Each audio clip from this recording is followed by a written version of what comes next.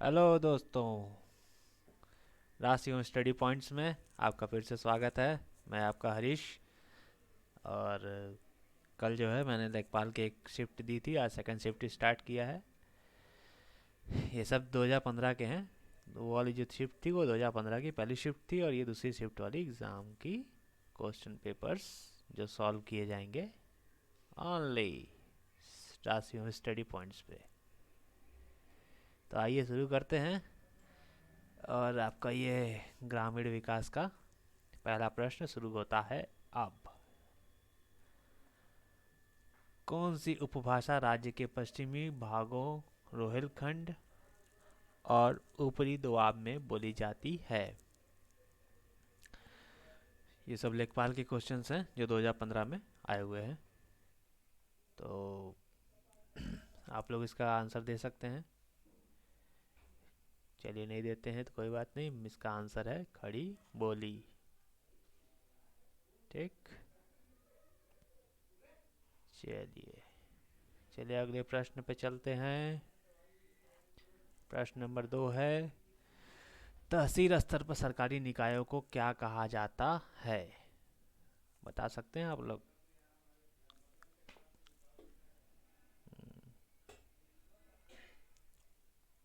चलिए, इसका आंसर है ए, पंचायत समिति।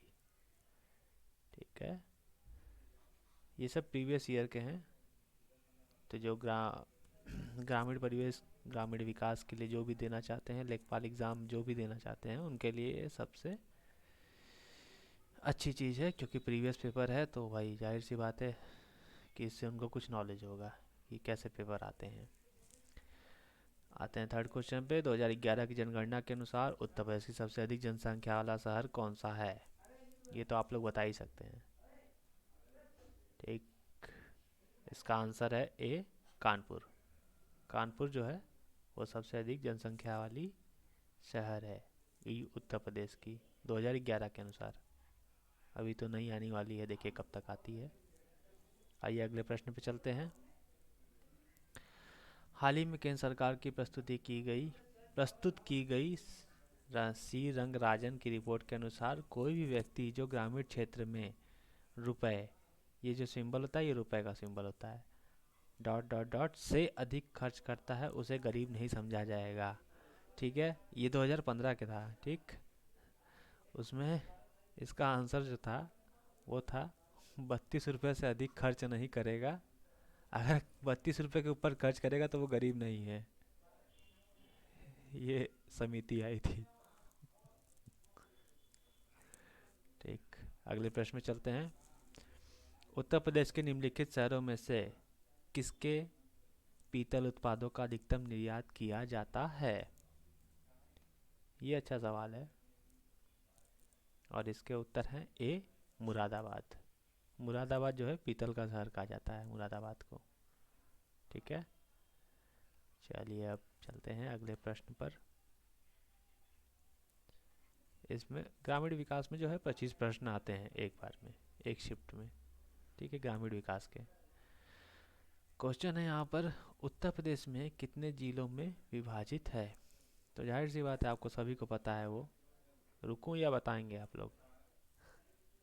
ठीक है, 75। 75 जिले होते हैं और 18 मंडल हैं। ठीक है। नेक्स्ट प्रश्न पे चलते हैं।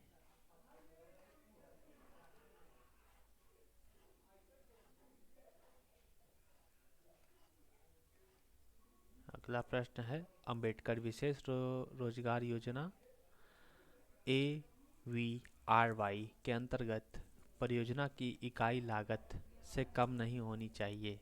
तो कितनी नहीं होनी चाहिए? 50,000 से, जो लागत है इनकी 50,000 से कम नहीं होनी चाहिए। किसमें? अंबेडकर विशेष रोजगार योजना में। ओके। चलिए नेक्स्ट प्रश्न में चलते हैं। डैश या डॉट डॉट कह सकते हैं। सुल्तानपुर ने सामाजिक वानिकी योजना की कौशल कार्यप्रणाली के लिए केंद्रीकृत डाटाबेस की समस्या का समाधान करने की पहल की है। तो इसका आंसर है, आप लोग बताएंगे? ठीक है, मैं बताता हूँ। इसका आंसर है राष्ट्रीय सूचना केंद्र, नेशनल इंफॉर्मेटिक्स सेंटर, यानी NIC। ठीक है, चलिए अगले प्रश्न पे चलते हैं। ये देखिए, ये ग्रामीण विकास में क्वेश्चन आया हुआ है। पैटर्न आप समझ सकते हैं कि कुछ भी दे सकते हैं एग्जाम में। ठीक, पूछा है इसमें नेक्स्ट प्रश्न में, उत्तर मध्य रेलवे का मुख्यालय कहाँ स्थित है? तो उत्तर मध्य रेलवे आप जानते होंगे अच्छे से, और जो बच्चे तैयारी करने जाते हैं इलाहाबाद, उन्हें तो खास करके पता होगा। उत्तर मध्य रेलवे का इलाहाबाद। चलिए नेक्स्ट प्रश्न पे चलते हैं। भारत में स्थित किस शहर को विश्व की सबसे पुराना शहर माना जाता है? ये तो सभी को पता है, आंसर है बी, वाराणसी। चलिए अगला प्रश्न, चमड़ों की वस्तुओं के लिए प्रसिद्ध जिले हैं? तो चमड़े के लिए सभी जानते हैं, पहली बात तो कानपुर सब लोग जानता है, लेकिन इसमें आगरा भी आंसर है। आगरा और कानपुर में दोनों में ही चमड़े की वस्तुओं का लिए प्रसिद्ध हैं। अगला प्रश्न चलते हैं, इंदिरा आवास योजना IAY, जो एक केंद्र समर्थित योजना है, का राज्य सरकार के साथ लगभग सहभाजन अनुपात कितना है? इसका अनुपात योजना जो है ये 75 और 25 का है।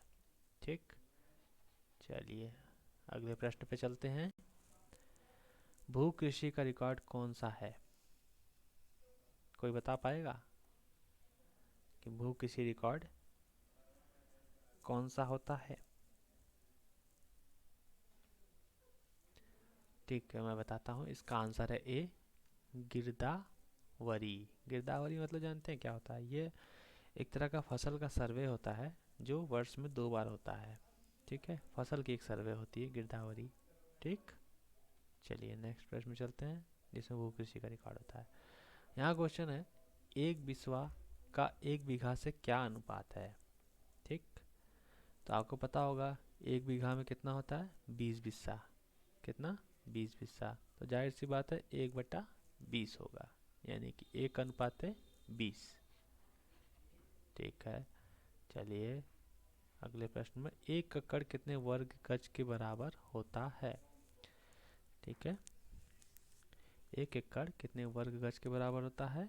वो होता है आपके 4840, मतलब कि 4840 वर्ग गज के बराबर होता है 1 एकड़। चलिए अब अगले प्रश्न पे चलते हैं। NIREGP, ठीक है, इसका पूर्ण रूप पूछा है, इसका पूर्ण फुल नेम क्या है? ठीक है, तो इसका फुल नेम आप लोग बता पाएंगे क्या? नहीं बता पाएंगे, मैं बताता हूँ। राष्ट्रीय ग्रामीण रोजगार गारंटी कार्यक्रम। अगर आप लोग को ये अच्छा लग रहा होगा और आपको ये सुविधाजनक होगा तो प्लीज़ सपोर्ट करें और मेरे इस वीडियो को शेयर करें और अपना प्यार बनाए रखें।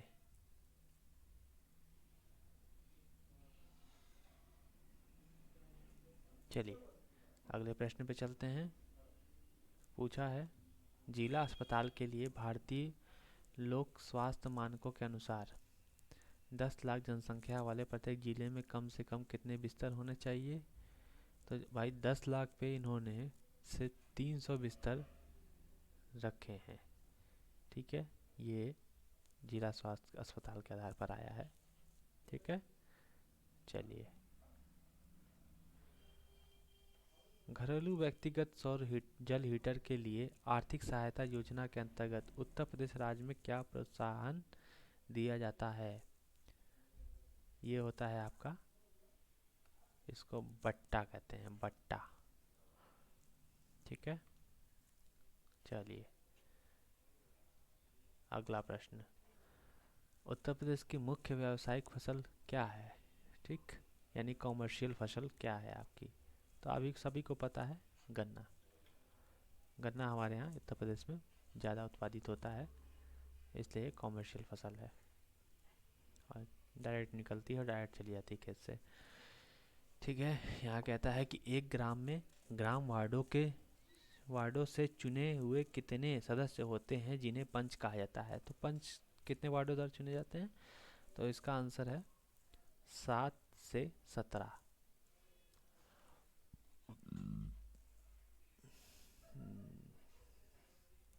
अगले प्रश्न पे चलते हैं। उत्तर प्रदेश के उच्च न्यायालय के प्रमुख न्यायाधीश की नियुक्ति करता है, कौन करता है? ये तो संविधान यानी कॉन्स्टिट्यूशन से सवाल आया है, तो आप लोग बताएंगे कृपया करके इसका आंसर।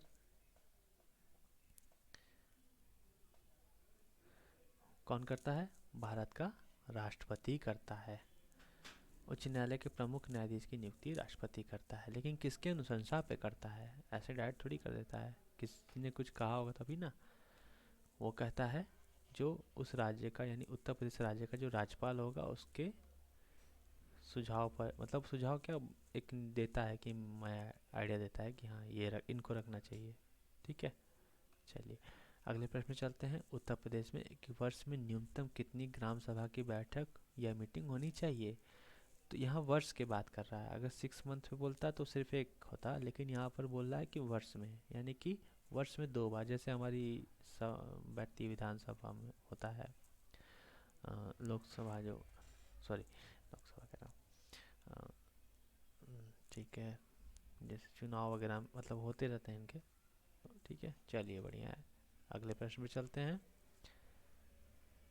एक व्यक्ति के लिए पंचायत का सदस्य बनने की न्यूनतम आयु कितनी होनी चाहिए? जाहिर सी बात है 21 वर्ष। जो प्रधानी के लिए लड़ सकता है, प्रधानी भी लड़ सकता है, पंचायत के लिए भी लड़ सकता है। ठीक है, कम से कम 21 वर्ष होना चाहिए। आइए अगले प्रश्न पे चलते हैं। मध्याह्न भोजन कार्यक्रम यानी मिड डे मील के अंतर्गत विद्यालय स्तर पर बालकों के न्यून भार की प्रतिशतता का आकलन किस आवृत्ति पर किया जा सकता है? ये होता है आपका जो भी गांव में ये ग्रामीण परिवेश में या हमारे कहीं भी खुले हुए हैं प्राथमिक कॉलेज स्कूल, उसमें ये अर्धवार्षिक, किस पे? अर्धवार्षिक, यानी कि हर 6 माह पर ये आकलन की जाता है। ठीक है, चलिए बहुत अच्छा। अगले प्रश्न में चलते हैं और ये अंतिम प्रश्न होगा आपका। MGNREGA यानी मनरेगा के अंतर्गत